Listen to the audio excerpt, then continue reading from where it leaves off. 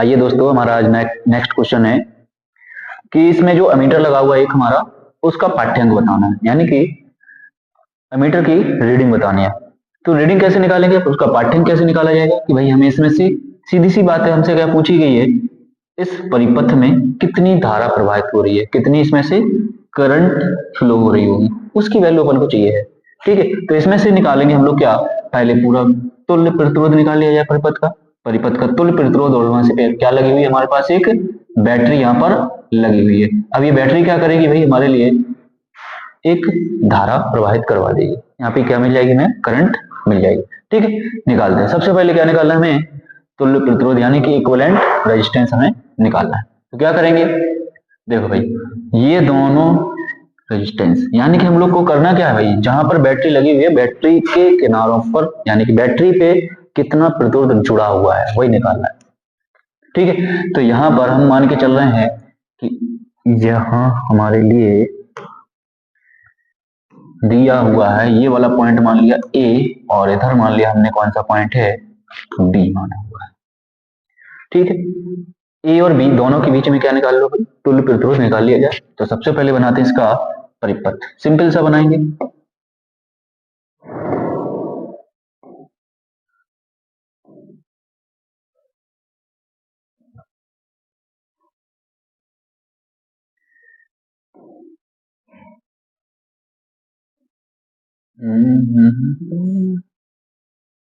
ठीक है,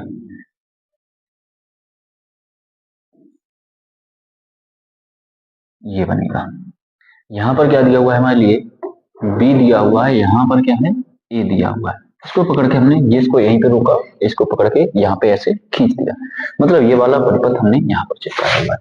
तो यहाँ पर दिया हुआ है हमें कितना है, ये 40 ओम है, ये वाला 10 ओम है।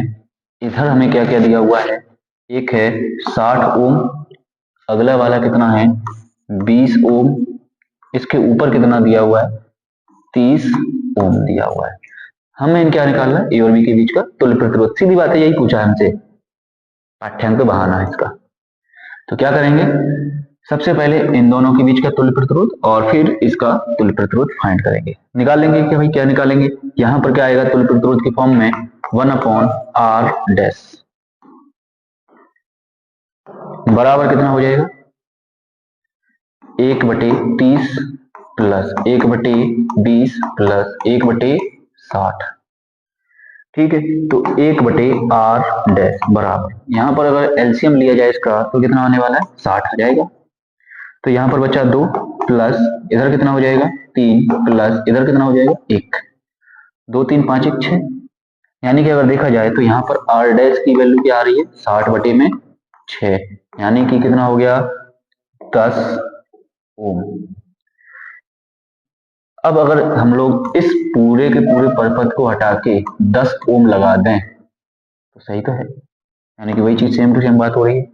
यहाँ पर देखा 10 ओम और एक 40 ओम लग रहा है, तो यहाँ पर फिर से लिखेंगे आर डबल डैश डैश, एक आर डैश यहाँ था, आर डबल डैश यहाँ हो जाएगा। भाई थोड़ा सा चेंज करवाना है, तो यहाँ पर कितना है 1/10 प्लस 1/40। ठीक है, यहाँ पर कितना हो जाएगा 1/r डबल डैश कितना हो गया भाई, एलसीएम लिया जाएगा, एलसीएम आएगा फिर से 40, इधर बनेगा 4 प्लस इधर बनेगा 1, ऊपर कितना हो गया 5, यानी कि r डबल डैश की वैल्यू कितनी हो गई 40/5, 40/5 करेंगे कितना हो जाएगा 8 ओम। ये हमारे पास इसकी वैल्यू आ गई है। यहाँ तक तो क्लियर है अपना। इसके आगे अब थोड़ा सा और है कि भाई अब इस परिपथ का तुल्य प्रतिरोध निकाला जाए, तो वो क्या हो जाएगा R इक्विवेलेंट, यानी कि अगर हम लोग एक चीज और कर लें भाई, इस पूरे परिपथ को हटा के कितना लगा दें 8 ओम लगा दे रहे हैं, मतलब कि ये हमारा क्या हो गया 10 ओम और 8 ओम, यहाँ पे हमारा एक परिपथ बन के आ रहा है। यानी कि जो परिपथ हमने बनाया हुआ है वो क्या है, बी इधर है, इधर क्या है ए है, इसके बीच में दो प्रतिरोध हमने मान के चलना है। कौन कौन सा, एक 10 ओम का और एक 8 ओम का। यहाँ पर कितना है 10 ओम, इधर कितना है 8 ओम है, ये हमने मान के चलना है। तो भाई तुल्य प्रतिरोध कितना हो जाएगा, आर इक्विवेलेंट कितना हो जाएगा, सीधे सीधे दोनों को जोड़ दिया जाए, 10 प्लस 8 कितना हो गया 18 ओम। ये हमारे पास हो गया परिपथ का कुल प्रतिरोध हो गया है। हमें क्या पूछा है भाई, अमीटर में कितनी धारा प्रवाहित हो रही है, इस एमीटर की रीडिंग यानी कि उसका पाठ्यांक पूछा गया। पाठ्यांक के लिए क्या होता है भाई, जब भी एमीटर को अगर जोड़ा जाए तो कैसे जोड़ते हैं हम लोग, श्रेणी क्रम में। और जब भी धारा को विभव मापी यानी कि वोल्ट मीटर को जोड़ते हैं तो वो कैसे जोड़ते हैं, हमेशा समांतर क्रम में। ठीक है, चलिए भैया आगे बढ़े। इसमें क्या निकालना है अपन को, इस एमीटर का पाठ्यांक फाइंड करना। पाठ्यांक निकालने के लिए क्या हो जाएगा, I equal to we upon में आर, भाई वही ओम्स लॉ वाला।